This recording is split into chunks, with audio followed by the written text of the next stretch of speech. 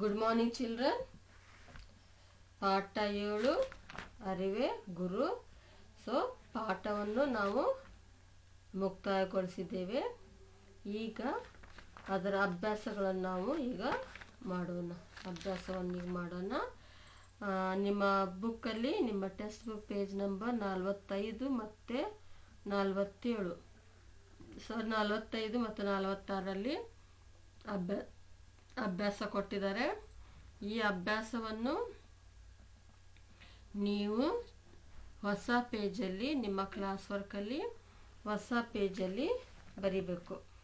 ಈಗ ಹೊಸ page open ಮಾಡಿ ನೀವು ಯಾವತ್ತು ಬರಿತೀರಾ ಆವತ್ತಿನ ಡೇಟ್ ಹಾಕಿ ನೀಟಾಗಿ ಹೆಡ್ಡಿಂಗನ್ನು ಬರೆದು ಫಸ್ಟು ಶಬ್ದಗಳ ಅರ್ಥ, ಪದಗಳ ಅರ್ಥ ಪೇಜ್ ನಂಬರ್ 44ರಲ್ಲಿದೆ. ಪದಗಳ ಅರ್ಥ ಆದಾದ ನಂತರ ಈ ಪ್ರಶ್ನೆಗಳಿಗೆ ಒಂದು ವಾಕ್ಯದಲ್ಲಿ ಉತ್ತರ ಬರೀರಿ. ಅವು 4 ಪ್ರಶ್ನೆಗಳಿದ್ದಾವೆ. ಆದ ನಂತರ ಆವರಣದಲ್ಲಿರುವ ಸೂಕ್ತ ಪದವನ್ನು ಆರಿಸಿ ಬಿಟ್ಟ ಸ್ಥಳದಲ್ಲಿ ಬರೀರಿ. ಅವು 3 ಇದ್ದಾವೆ. ಅವು ಆದ ನಂತರ ಪೇಜ್ ನಂಬರ್ 46ರಲ್ಲಿ ಈ ಮಾತುಗಳನ್ನು ಯಾರು ಯಾರಿಗೆ ಹೇಳಿದರು, ಅವು 3 ಇದ್ದಾವೆ. ಅದಾದ ನಂತರ ಲಾಸ್ಟಿಗೆ ಸಾಕು ಪ್ರಾಣಿಗಳ ಹೆಸರನ್ನು ಬರೀರಿ. 6 ಸಾಕು ಪ್ರಾಣಿಗಳ ಹೆಸರುಗಳನ್ನು ನೀವು ಬರೀಬೇಕು. ಸೊ ನೀಟಾಗಿ ಚೆನ್ನಾಗಿ ಡಾರ್ಕ್ ಆಗಿ ನೀವು ಹೊಸ ಪೇಜಲ್ಲಿ ಹೊಸ ಪಾಠವನ್ನು ನೀವು ಬರೆದು ನನಗೆ ವಾಟ್ಸಪ್ಗೆ ಕಳಿಸ್ಬೇಕು. ಓಕೆ, ಈಗ ಫಸ್ಟಿಗೆ ಅಭ್ಯಾಸ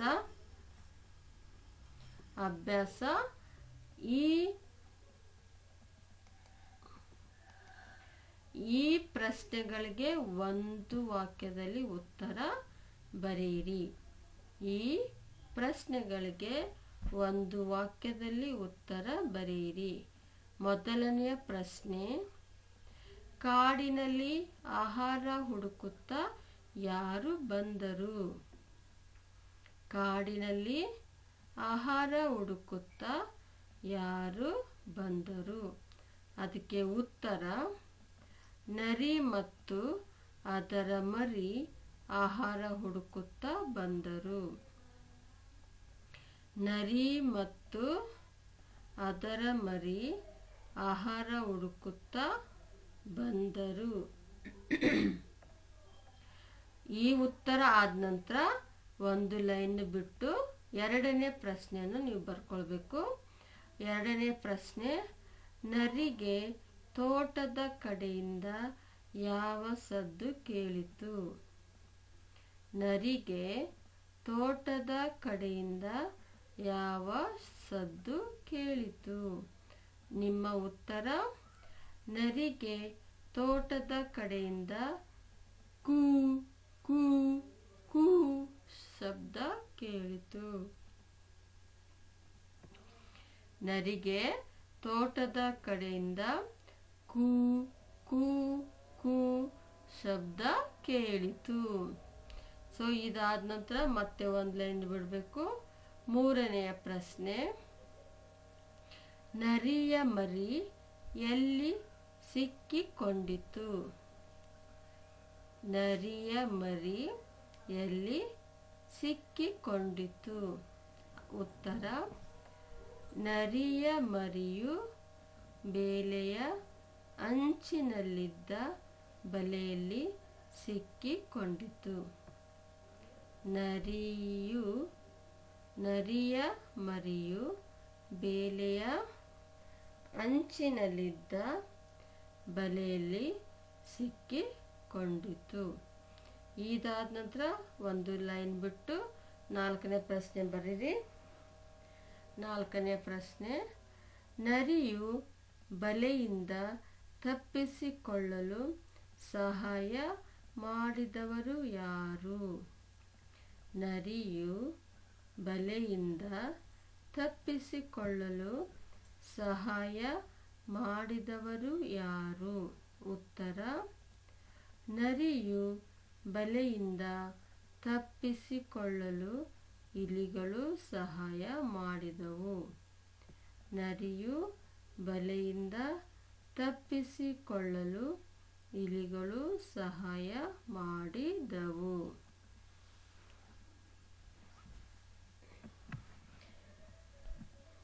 ಓಕೆ ಚಿಲ್ಡ್ರನ್, ಈಗ ಇವು 4 ಪ್ರಶ್ನೆಗಳನ್ನು ನೀವು ನಿಮ್ಮ class work, Kannada class work ನೋಟ್ಸಲ್ಲಿ ನೀಟಾಗಿ ದುಂಡಾಗಿ ನನಗೆ ಕಾಣಿಸುವ ಹಾಗೆ ತುಂಬ ಡಾರ್ಕ್ ಆಗಿ ನೀವು ಬರಿಬೇಕು, ಆಯಿತಾ? ಸೊ ಈ ಪ್ರಶ್ನೆಗಳನ್ನು ಬರೆಯುವಾಗ ಬಾಯಿಂದ ಹೇಳ್ತಾ ಬರೀರಿ, ಯಾಕಂದರೆ ನೀವು ಹೇಳ್ತಾ ಬರಿಬೇಕಾದ್ರೆ ನಿಮಗೆ ಉತ್ತರ ಸರಿಯಾಗಿ ತಿಳಿತದೆ. ಅದಕ್ಕಾಗಿ ನೀವು ಬರಿಬೇಕಾದ್ರೆ ಜೋರಾಗಿ ಹೇಳ್ತಾ ಬರಿತಾ ಹೋಗಬೇಕು. ಓಕೆ, ಮತ್ತೊಂದ್ಸರಿ ಹೇಳ್ಕೊಡ್ತೇನೆ. ಮೊದಲನೇ ಪ್ರಶ್ನೆ, ಕಾಡಿನಲ್ಲಿ ಆಹಾರ ಹುಡುಕುತ್ತಾ ಯಾರು ಬಂದರು? ಕಾಡಿನಲ್ಲಿ ಆಹಾರ ಹುಡುಕುತ್ತಾ ಯಾರು ಬಂದರು? ಉತ್ತರ, ನರಿ ಮತ್ತು ಅದರ ಮರಿ ಆಹಾರ ಹುಡುಕುತ್ತಾ ಬಂದರು. ನರಿ ಮತ್ತು ಅದರ ಮರಿ ಆಹಾರ ಹುಡುಕುತ್ತಾ ಬಂದರು. ಎರಡನೇ ಪ್ರಶ್ನೆ, ನರಿಗೆ ತೋಟದ ಕಡೆಯಿಂದ ಯಾವ ಸದ್ದು ಕೇಳಿತು? ನರಿಗೆ ತೋಟದ ಕಡೆಯಿಂದ ಯಾವ ಸದ್ದು ಕೇಳಿತು? ಉತ್ತರ, ನರಿಗೆ ತೋಟದ ಕಡೆಯಿಂದ ಕೂ ಕೂ ಕೂ ಶಬ್ದ ಕೇಳಿತು. ನರಿಗೆ ತೋಟದ ಕಡೆಯಿಂದ ಕುಹು ಕುಹು ಕೂ ಶಬ್ದ ಕೇಳಿತು.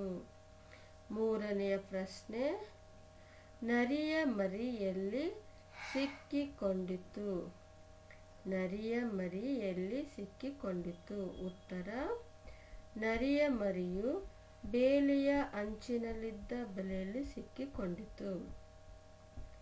ನಾಲ್ಕನೇ ಪ್ರಶ್ನೆ, ನರಿಯು ಬಲೆಯಿಂದ ತಪ್ಪಿಸಿಕೊಳ್ಳಲು ಸಹಾಯ ಮಾಡಿದವರು ಯಾರು? ಉತ್ತರ, ನರಿಯು ಬಲೆಯಿಂದ ತಪ್ಪಿಸಿಕೊಳ್ಳಲು ಇಲಿಗಳು ಸಹಾಯ ಮಾಡಿದವು. ಓಕೆ, ನೆಕ್ಸ್ಟ್ ಇದು 4 ಪ್ರಶ್ನೆ ಬರೆದಾದ ನಂತರ ಮುಂದೆ ಈ ಪ್ರಶ್ನೆಗಳನ್ನು ನೀವು ಬರಿಬೇಕು. ಆವರಣದಲ್ಲಿರುವ ಸೂಕ್ತ ಪದವನ್ನು ಆರಿಸಿ ಬಿಟ್ಟ ಸ್ಥಳದಲ್ಲಿ ಬರೆಯಿರಿ. ಆವರಣದಲ್ಲಿರುವ ಸೂಕ್ತ ಪದವನ್ನು ಆರಿಸಿ ಬಿಟ್ಟ ಸ್ಥಳದಲ್ಲಿ ಬರೆಯಿರಿ. ಮೊದಲನೆಯ ಬಿಟ್ಟ ಸ್ಥಳ, ನರಿಗೆ ದೂರದಲ್ಲಿ ತೋಟದ ಡ್ಯಾಶ್ ಕಾಣಿಸಿತು. ಆನ್ಸರ್, ಮನೆಯೊಂದು. ಆನ್ಸರ್ ಏನಿದೆ? ಮನೆಯೊಂದು. ಎರಡನೇದು, ಸಮಯ ಸಾಧಿಸಿ ಸ್ವಲ್ಪ ದೂರದಲ್ಲಿ ಡ್ಯಾಶ್. ಇಲ್ಲೇನಿದೆ? ಮಲಗಿತ್ತು, ನಿಂತಿತ್ತು, ಕುಳಿತಿತ್ತು. ಸೊ ಉತ್ತರ ಕುಳಿತಿತ್ತು. ಮೂರನೇದು, ಕೋಳಿಗಳನ್ನು ಕಂಡು ನರಿಯ ಮರಿಯು ಮನದಲ್ಲೇ ಡ್ಯಾಶ್. ಕೋಳಿಗಳನ್ನು ಕಂಡು ನರಿಯ ಮರಿಯು ಮನದಲ್ಲೇ ಡ್ಯಾಶ್. ಕುಗ್ಗಿತು, ಓಡಿತು, ಹಿಗ್ಗಿತು. ಸೊ ಉತ್ತರ ಹಿಗ್ಗಿತು. ಮತ್ತೊಂದ್ಸರಿ ನೋಡೋಣ. ಆವರಣದಲ್ಲಿ ಸೂಕ್ತ ಪದವನ್ನು ಆರಿಸಿ ಬಿಟ್ಟ ಸ್ಥಳದಲ್ಲಿ ತುಂಬಿರಿ. ಮೊದಲನೆಯದು ಪ್ರಶ್ನೆ, ನರಿಗೆ ದೂರದಲ್ಲಿ ತೋಟದ ಡ್ಯಾಶ್ ಕಾಣಿಸಿತು. ಕೊಳವೊಂದು, ಗುಹೆಯೊಂದು, ಮನೆಯೊಂದು. ಉತ್ತರ, ಮನೆಯೊಂದು. ಎರಡನೇ ಪ್ರಶ್ನೆ, ಸಮಯ ಸಾಧಿಸಿ ಸ್ವಲ್ಪ ದೂರದಲ್ಲಿ ಡ್ಯಾಶ್. ಉತ್ತರ, ಮಲಗಿತ್ತು, ನಿಂತಿತ್ತು, ಕುಳಿತಿತ್ತು. ಸೊ ಉತ್ತರ ಕುಳಿತಿತ್ತು. ಮೂರನೇ ಪ್ರಶ್ನೆ, ಕೋಳಿಗಳನ್ನು ಕಂಡು ನರಿಯ ಮರಿಯು ಮನದಲ್ಲೇ ಡ್ಯಾಶ್. ಕುಗ್ಗಿತ್ತು, ಓಡಿತ್ತು, ಹಿಗ್ಗಿತ್ತು. ಉತ್ತರ ಹಿಗ್ಗಿತು.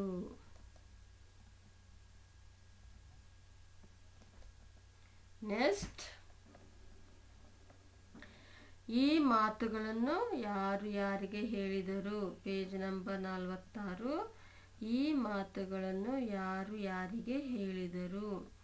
ಮೊದಲನೇ ಪ್ರಶ್ನೆ, ಅಮ್ಮ ಎಷ್ಟೊಂದು ಕೋಳಿಗಳು. ಯಾರು ಹೇಳಿದರು? ನರಿಯ ಮರಿ ಹೇಳಿತು. ಯಾರಿಗೆ ಹೇಳಿದರು? ನರಿಯ ಮರಿಯು ತನ್ನ ಅಮ್ಮನಿಗೆ ಹೇಳಿತು.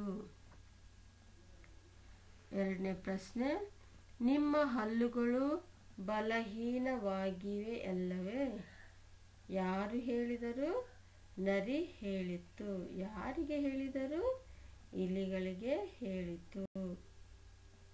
ಮೂರನೇದು, ನಮ್ಮ ಹಲ್ಲುಗಳು ಗಟ್ಟಿಯಾಗಿಯೇ ಇವೆ.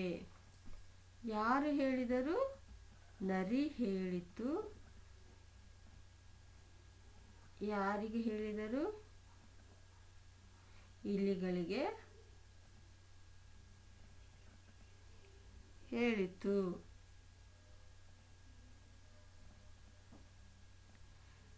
ನಿಮ್ಮ ಹಲ್ಲುಗಳು ಗಟ್ಟಿಯಾಗಿಯೇ ಇವೆ.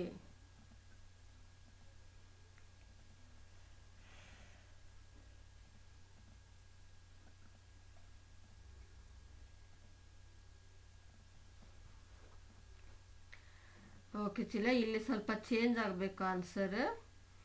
ನಮ್ಮ ಹಲ್ಲುಗಳು ಗಟ್ಟಿಯಾಗಿಯೇ ಇವೆ. ಇಲ್ಲಿ ಆನ್ಸರ್ ಸ್ವಲ್ಪ ಚೇಂಜ್ ಮಾಡಬೇಕು. ಯಾರು ಹೇಳಿದರು? ಇಲಿಗಳು ಹೇಳಿದವು. ಯಾರಿಗೆ ಹೇಳಿದರು? ನರಿಗೆ ಹೇಳಿದವು ಅಂತ ಆಗಬೇಕದು.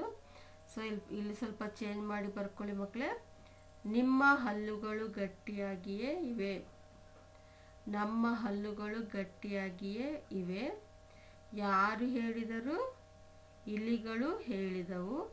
ಯಾರಿಗೆ ಹೇಳಿದರು? ನರಿಗೆ ಹೇಳಿದವು ಆಗಬೇಕದು. ಸೊ ಸ್ವಲ್ಪ ಇಲ್ಲಿ ಬರಿಬೇಕಾದ್ರೆ ಸ್ವಲ್ಪ ಇದಾಗಿದೆ. ಸ್ವಲ್ಪ ನೀವು ಅದು ಕರೆಕ್ಟ್ ಮಾಡಿ ಬರಿಬೇಕು. ನೆಕ್ಸ್ಟ್, ಸಾಕು ಪ್ರಾಣಿಗಳ ಹೆಸರನ್ನು ಬರೆಯಿರಿ. ಸಾಕು ಪ್ರಾಣಿಗಳ ಹೆಸರನ್ನು ಬರೆಯಿರಿ. ಬೆಕ್ಕು, ನಾಯಿ, ಆಕಳು, ಮೇಕೆ, ಎಮ್ಮೆ. ಬೆಕ್ಕು, ನಾಯಿ, ಆಕಳು, ಮೇಕೆ, ಎಮ್ಮೆ. ಸೊ ಮತ್ತೆ ಇನ್ಯಾವುದು ಇದ್ರೆ ಅದು ನೀವು ಇಲ್ಲಿ ಬರಿಬೇಕು. ಲಾಸ್ಟ್ ಆರನೇದು ನೀವು ಬರಿಬೇಕು. ಸೊ ಚಿಲ್ಡ್ರನ್ ಸ್ವಲ್ಪ ನೋಟ್ಸನ್ನು ಚೆನ್ನಾಗಿ ನೀಟಾಗಿ ಬರೀರಿ. ಇದು ಮೂರನೇ ಪ್ರಶ್ನೆ. ಸ್ವಲ್ಪ ನೋಡಿ. ನಮ್ಮ ಹಲ್ಲುಗಳು ಗಟ್ಟಿಯಾಗಿ ಇವೆ. ಅದನ್ನು ಯಾರು ಹೇಳಿದರು? ಇಲಿಗಳು ಹೇಳಿದವು. ಯಾರಿಗೆ ಹೇಳಿದರು? ನರಿಗೆ ಹೇಳಿತಂತ ಆಗಬೇಕದು. ಸೊ ಅದು ಸ್ವಲ್ಪ ನಾನು ಟೈಪ್ ಮಾಡ್ಬೇಕು, ಸ್ವಲ್ಪ ಇದಾಗಿದೆ. ಅದು ಸ್ವಲ್ಪ ಅಡ್ಜಸ್ಟ್ ಮಾಡಿ. ನಾನು ನಿಮಗೆ ಮತ್ತೆ ಇದು ಫೋಟೋ ಕಾಪಿ ಕಳಿಸ್ತೇನೆ. ಸ್ವಲ್ಪ ಇದು ಮಾಡ್ಕೊಳ್ಳಾಯ್ತಾ? ಓಕೆ ಚಿಲ್ಡ್ರನ್, ಇಲ್ಲಿಗೆ ನಾವು ಪಾಠ ಮುಗಿಸ್ತೇವೆ, 7ನೇ ಪಾಠ. ಸೊ ನೀಟಾಗಿ ಚೆನ್ನಾಗಿ ಬರೆದು ನನಗೆ ವಾಟ್ಸಪ್ ಕಳಿಸಿ. Okay, thank you.